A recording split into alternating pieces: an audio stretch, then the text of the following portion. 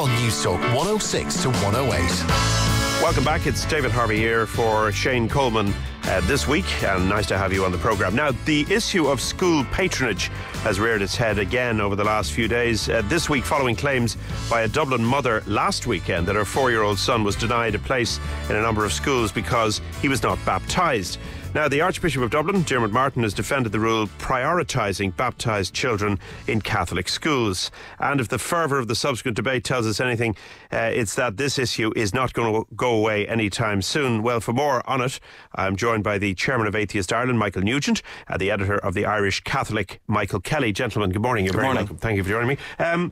Michael, let me start with you, Michael Nugent. That is this some sort of a breach of human rights, or do the Catholic Church have their own rights, or are they well within their rights to do what they do? Well, they have the right to give priority to their own co-religionists in their own churches. But the question is whether state-funded organisations should be doing that. And the Irish school system is funded by the state. The state pays the salaries of the teachers. The state pays the upkeep of the schools. And yet 90% of those schools are Roman Catholic schools. The state cedes control of the schools, the running schools, to the Catholic Church, and they run it with an integrated religious curriculum. That means that even if you get into the school, where the first discrimination is, you will be discriminated against again by being evangelised against your wishes if you're not a Catholic. So it's an anachronism. It's of a different era. It's equivalent to the sectarian majoritarian rule that we did have in Northern Ireland, and the state simply should not be interfering in the human rights of freedom of conscience, equality before the law, freedom from discrimination of atheist and minority faith Okay, people. so your view is take it all away and then add on if you feel like doing it. Is that what you... Exactly. The state should be running in the same way as the state runs a police service for everybody. If you went into the local police station and said, I've had a crime committed against me, they wouldn't say, well, are you a Catholic or a Protestant? We have to give priority to Catholic victims of crime. The education is an essential public service that the state is obliged to provide, and and we have a right, everybody has a right to have equal access to that service. Okay. Michael Kelly, if I could just come to you on this. I mean, what Michael Nugent is saying there is essentially we as taxpayers cede the right or the operation of all of this business to the church. They overcook it, if you like, by taking advantage of that and sort of brainwashing people as they walk in the door, or not even letting them in the door. Yeah, I think the first point to make, and Michael said the school system is funded by the taxpayer. I think teachers and principals listening will say it's largely funded by the taxpayer. I know of a school in Ballymun, for example, where the local parish has to pay the heating bill because there isn't enough money. Yeah, but it doesn't come anywhere near the amount. It doesn't come anywhere near in any school. And I know people will talk, and I mean, to be fair, people will talk about voluntary contributions and all that. But when you're talking about the salaries of 10, 12, 15, 20 teachers, or whatever it might be, I mean, all of that pales into insignificance compared with the contribution the taxpayer makes. Sure, absolutely. It's largely funded by the state. There's no question about that. The issue here is it's an issue that we don't have enough places. I mean, Catholic schools are only turning away kids in certain circumstances, principally here in Dublin 4, Dublin 6 and Dublin 8, where there aren't enough school places. Why are there not enough school places? Well, one issue in particular that has arisen in Dublin 4, a number of fee-paying primary schools in Dublin 4 have closed in recent years. Those places haven't been replaced by the state. So the onus here really, Michael is absolutely right. No atheist or person of any particular philosophical or religious persuasion should be forced to send their kids to a school that's against that. Everyone should have the right to have a school that's going to teach their kids according to their values and ethos. The issue is here the Catholic Church is getting blamed. I mean, that original article in the Sunday Times was somewhat mischievous, bringing up the idea of a baptismal cert. The child was also turned away from non-denominational schools who have absolutely no interest in baptism. There's simply not enough places, and the government are dodging this. It was interesting, Micheál Martin, the Fianna Fáil leader, was saying in the Oireachtas just before the summer recess that this was a phony war. This thing about patronage is a phony war to deflect away from the lack of funding. I would say it's to deflect away from the lack of places. I mean, Rory Quinn has been talking about, the lack of places in schools. He's not exactly a spectator. He was the Minister for Education for 3 years, and the state really needs to prioritise the creation of new places, particularly places for atheist parents, people who don't want their children going to a religious run school. Okay, but what we have evidence, I mean, it's very obvious that you can see that at certain parts of the church, these guys, archbishops and so on, are dragging their heels. They're not handing over control. That's the spirit of of where this is meant to go, and they're not doing it. What's holding all this up? Well, there are all kinds of various things holding it up. I mean, Jan O'Sullivan, the Labour TD, who certainly would never be accused of being an apologist for the Catholic Church in any way, she has spoken about the local resistance that there is in areas to this. A number of people in the Labour Party have spoken about local politicians being resistant to this. Local politicians are quite often reflecting the local mood. This is one of these difficult situations that arises all the time in Ireland. We can all sit around in radio studios and we can all agree about the need for change, and everyone will sit together and say absolutely there needs to be change. When it gets down to the nitty-gritty, when it gets down to the local community, there isn't the support for that there is at a national level, and that is the difficulty. And when you look at Catholic schools, quite often the emotional attachments that are going on there is the local school may be built on a site that local parishioners fundraise to buy the site, so there's all of these emotional things going on, and the idea of just handing that over to someone else causes great hurt often in the local community. Michael, not enough places, as Michael says. Is that, do you buy that argument? No, not at all. It's a simple fact the schools are oversubscribed, so whether you buy it or not doesn't change the truthfulness of it. Yeah, first of all, the majority of parents don't want the Catholic Church to be patrons of schools. There's a survey done by the Catholic school principals themselves that show that less than a third of parents want the Catholic Church to be patrons. But the difficulty is in practice that when a parent has their child going through the education system, their natural human priority is to not disrupt their own child's education. So they don't want to be taking on the entire system when their child is going through school. That's also why non-Catholics will have their children baptised simply to get them into the local schools. Yeah, but come back to Michael's argument. I mean, Michael says that there are not enough places. Surely there should be enough places then for people who want to bring up their children in a non-religious environment, and places in other schools for people who want to bring up their children in religious environments. Well, there are about 3,000 primary schools in Ireland. 90% of those are Roman Catholic, with a Catholic ethos permeating through the entire curriculum. Explain that. So you don't leave it at the big top of the school or the end of the school day. It runs all the way through. Yeah, it means that prayers in class and so on. Yeah, but it's not even just prayers. If you try to opt your child out from the formal religious instruction classes, they'll still have religion permeated through the rest of the day. During nature study, they'll be taught that God created the birds and the bees. During music, they'll be singing hymns and so on and so forth. So in practice, you can't opt out. Most of the other 10% what's the alternative to singing hymns, for example? Well, can I give you the overview first, because you were asking about places. Okay, go ahead. Most of the other 10% are Protestant. There are 2 or 3 Muslim or Jewish schools, and then there's a small amount, about 1 to 2%, that are called Educate Together schools. They're not secular schools, they're multi-denominational schools.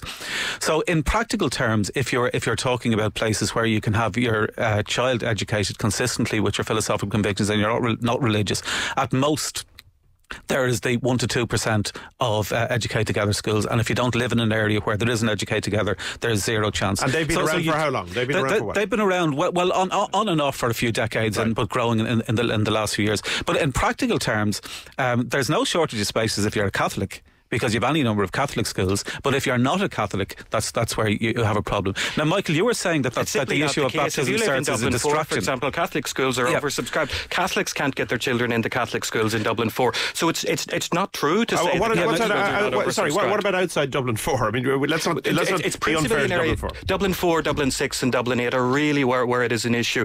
Other parts of the country, I mean, you might have some isolated cases. I know the town of Ennis, for example, it's an issue there, but outside of those areas, it's not really an issue. So you were saying, Michael, that the baptismal cert thing is a distraction. Well, if you consider it to be just a distraction, would you be happy then to remove it and not have it as an obligation for children to perform? What you need, well, when a school is oversubscribed, you need some way of deciding who can get in. I mean, if you only have 40 places and you have 60 people, you need some way. And now, I suppose what some people would propose is a first come, first served model, that, you know, the first people there. Now, what research has found, and this is the Department of Education's own research, that discriminates against traveller children, and it discriminates against the children of immigrants. The travellers, because, you know, they're not a stable population. The children of immigrants, because, you know, sometimes they're not as shrewd as natives in terms of knowing that you have to put your child's name down for a school when he's 10 weeks old. So whatever form we have of deciding how you fit 60 people into 40 places, somebody's going to feel aggrieved about it. The answer I keep coming back to is we need more places. So yes, the baptismal cert, it is a distraction. So you'd be happy to drop it then? Places. You'd be happy to drop it then? It's a distraction. So you'd be happy to drop it then, because it's a distraction? Well, what would you replace it with? I don't think it's unreasonable. Well, here's what you could replace it with. Put a Catholic Okay, I'll tell you what you could replace it with your passport. Yeah, to be very honest with you. What you could replace it with, the fairest way to do it would be to say, first of all, give priority to families in the locality, regardless of their religion. And secondly, if it's oversubscribed on that basis, have a lottery. That's equally fair to everybody.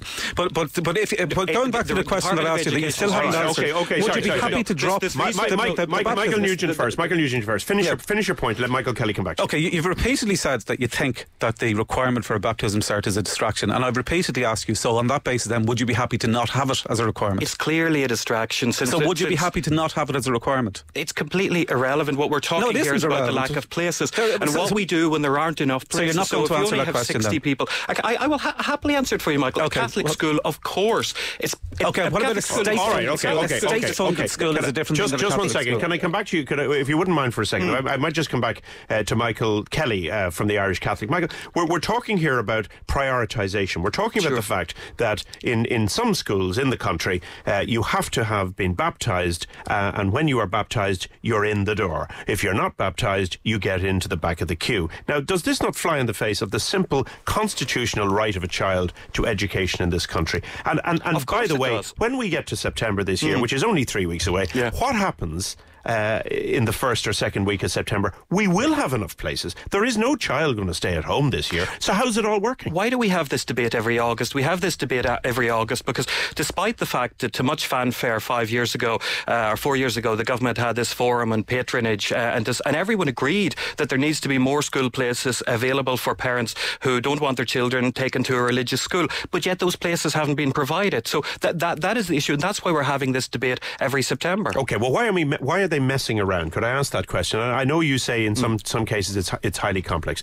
but if we said in the morning 90% of schools in the country were built with an asbestos wall, okay, we would immediately deal with the matter. We would immediately move in, remove the asbestos walls, and every kid would be able to go back to school within 6 months or so, whatever. Why can't 4 years later the Catholic Church, the patron, starts to hand these schools over? Well, there's a very big difficulty actually that has been run into in some areas as well. The charity commissioners don't allow it because these schools are owned by the Catholic Church. The title deeds of the school and the articles of association are that the school exists to provide Catholic education. That doesn't say it exists to provide other forms of education. But those things can be changed fairly easily. Now, come on, it's not that big a deal to have an AGM. If you've had any dealings with the charity commissioners, it's quite a big deal to try to alienate property. I've had dealings with the charity commission. I've had dealings with the Catholic Church. I'm only asking the question, 4 years down the road, why are people dragging their heels? And we know they're dragging their heels. Well, I actually haven't seen any evidence of anyone dragging their heels. And I'd like to see evidence of it. All right, okay. Well, let's just move on. Michael, simply, when Michael says, when Michael Kelly says nobody's dragging their heels, what is the answer to all of this from your perspective, from the Atheist Ireland perspective? I mean, and I must say, you've a very polarised view to their view. There are people in the middle, I suppose. There's a middle ground that might be have a certain, I suppose, sympathy for or empathy for the Catholic Church, or may understand your view. You're very much out on your wing of the whole argument. What do you think should happen now? Well, first of all, we should accept the principle that everybody should be treated equally, that everybody has human rights that the state should respect, that those include freedom of conscience, equality before the law and freedom from discrimination. Okay, so no religion. No religion. But schools should teach, state-funded schools should teach about religion and belief in an objective, critical and pluralistic way. What it shouldn't do is teach any one particular religion or belief as being objectively true or false. There's four very quickly areas that need to be changed. First is access, which is the baptismal cert issue. The second is the curriculum, where you have the religious integrated curriculum. The fourth is discrimination against teachers, which you haven't mentioned, which is that teachers can't get jobs unless they're Catholic. Certainly they can't if they're atheist. And the fourth is the patronage system itself, which the Oireachtas Education Committee has found leads to inequality and segregation, and the purpose of the education system shouldn't be that. It should be equality for everybody.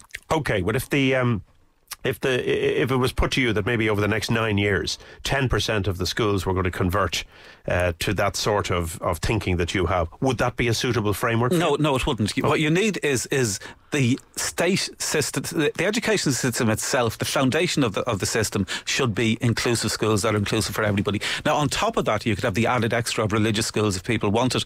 But if you only have a minority of schools that are inclusive and a majority that are religious, then the only people that have choice are Catholic parents. Right. Okay. Would that work for you for example, Michael? Would that work if 90% or over a 10-year or 9-year period at 10% per annum were to phase out this religion in the schools? About 8% of parents say that if there was, who currently send their kids to Catholic schools, say that if there was an alternative model, they would send them to that. So 10% to me seems to be a very reasonable figure. But you see, that's not enough. No, I meant 10% per annum, by the way. well, it's just not backed up by the research. If there was further research, but about 8% is at the moment. But you put that 10% figure to Michael, and he said, no, that wouldn't be good enough, because this is part of a much wider agenda to drive religion out of the public sphere. No, that's not backed by the Irish people. It's a human about rights 8% issue. of people want non-religious schools for their children. That should be provided for. They have an absolute right to it, a human right to it. Their human rights are currently being breached by the Irish state because that's not being provided for them. You buy that? You understand 100%, absolutely. As a Catholic, I want to send my children to a school that's in accordance with my ethos. I would be horrified if I was an atheist and couldn't send my child, that I would have to countenance the idea that I might go against my conscience and have my child baptised if I was an atheist to try to get him into school. I'd be horrified by that. So for absolute sympathy for people who find themselves in this situation. Okay, but getting to the bigger picture, there has been there's a commitment of sorts. I mean, I know it's not enshrined in any legislation, but there is a commitment of sort that we will secularise education from a very basic perspective, secularise it. I mean, and again, while I don't want to develop the argument, when you come to the financial the financial return that is meant to be meant to the state for the awful child sex abuse activities of various orders, they've dragged their heels on that as well. There's no great track record, it has to be said, within the Catholic Church for doing what they say they're going to do. Are they sort of grasping onto this as a last-ditch attempt to hang on to Catholicism in education? No, because the Catholic Church, certainly doesn't want to be the default provider of education for the whole country. The Catholic Church simply wants to provide schools for, the 90% or so of parents who say that they want a Catholic education for their children. So, the Catholic Church certainly has no desire. The interesting thing is most of the schools, people talk about, religious orders running schools. Religious orders don't run schools anymore. These schools are run by lay trusts. So the idea that religious orders or religious superiors are somehow dragging their heels, it's probably true that there are some bishops that are more enthusiastic about this than others. There's no question about that. For some bishops it would be a more pressing issue. You take in Dublin here, the Archbishop of Dublin, there would be many Catholic schools here where more than 50% of the students wouldn't be Catholic. Now, you have to ask yourself the question, is that why the Catholic Church is in the business of education? And, they're very inclusive schools, they're very welcoming schools, but ultimately Catholic schools should be there to serve the wishes of Catholic parents. So in those circumstances, there's clearly a need for divestment. Working, whether it's the church or whether it's the government, I suspect there's a certain amount when you're dealing just with enormous institutions that things take a very long time. And also people forget, just in terms of the structures of the church, there's no one person who's in charge of the church in Ireland who can decide what can happen in Castlebar or Cahersiveen or Dublin. You're dealing with 26 different dioceses, you're dealing with boards of management in all these various schools. So it's not as clear-cut or not as simple as it might appear at a national level. Well, you're dealing with a multinational whose ultimate headquarters happen to be in the Vatican, so I suppose that's another complicating factor. Michael Nugent, from your perspective, is it time tactics? Is it delaying tactics? Is it the church grasping on by their fingernails to education because that's the only way they can hang on to people within the Catholic Church as they grow up? Well, in practical terms, some politicians are trying to change this. There's two bills going through the Oireachtas at the moment, one on admissions to schools and the other on the discrimination against teachers. But both of those bills are retaining the right to discriminate against atheists. They're removing the right of religious schools to discriminate against LGBT teachers and to discriminate in access on other grounds, but are retaining the right to discriminate on the grounds of religion. And the difficulty that we're finding now after years of campaigning and peeling away the different layers of political excuses is the current excuse that the government are giving is that they're saying that they're constitutionally obliged to retain that religious discrimination, and that not merely permitted to, but obliged to. So it may be the case that we might need another referendum on this issue. Okay, final word from you on the ideal situation, the utopia from your perspective. Well, the utopia would be that the state treats everybody equally, runs an education system on the basis of human rights, and doesn't discriminate against either Catholic or atheist or any minority faith. And you, Michael Kelly? At the moment, we're playing musical chairs. What we need is not less chairs, but more chairs, so that parents aren't running around every summer trying to get their kids into 7, 8, 9, 10 different schools. So more places is the key. All right, I gather from listening to you that you've debated this before and that this is one of those ones that just simply won't go away. But for the moment, Michael Nugent, Chairman of Atheist Ireland, and Michael Kelly, Editor of the Irish Catholic, thank you very much for being in this morning.